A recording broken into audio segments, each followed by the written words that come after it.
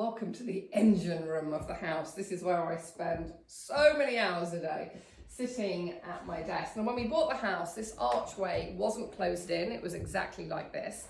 And so I wanted, with a colour palette, to marry the really soft Crosby, which is kind of a browny pinky colour, with something a tad darker. So I've painted the walls out in Hudson Black, and the house stopped at this shelf here.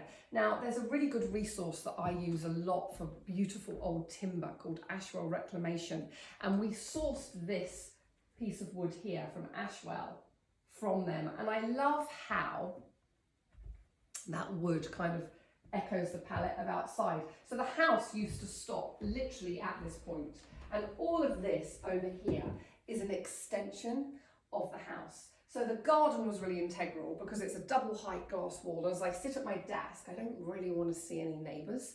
So I've grown the trees up really high. Again, I've really kind of added in grandeur by adding in chandeliers. This is our Lazaro chandelier, which sits in my studios and dimmed. And then this amazing porcelain piece was made by the artist Joe Whiting, which took us 6 months to make, which is also really beautiful. I've anchored some lounging seating areas around a working fireplace because I love fires and it just feels super, super cozy. And then I've made it, I mean, obviously it's a working studio, so I've made it quite worky by having this double height bookcase literally from the floor to the ceiling with a lot of my reference materials, and then I've just stuck art and mementos of dogs and things that people have given me over the years just here. So although it's officey, it doesn't feel super, super officey.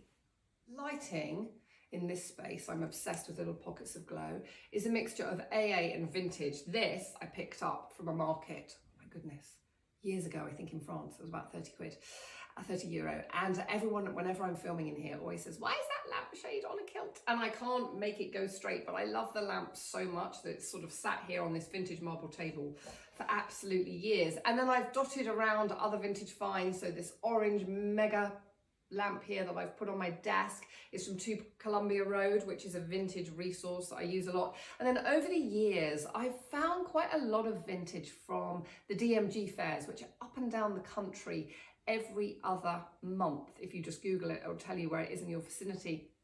And you always have to go on trade day, where you pay, I think, 20 quid to get through the door, but that's where you find the most bargains. And then other vintage sources that used to be on my radar a lot, and since I've got busier, I haven't had so much time, is Porte de Vannes in Paris, which is just beautiful for vintage pieces, held every weekend, I think on Saturday only. And Clignancourt, also really great for incredible vintage pieces, from super expensive to a little cheaper.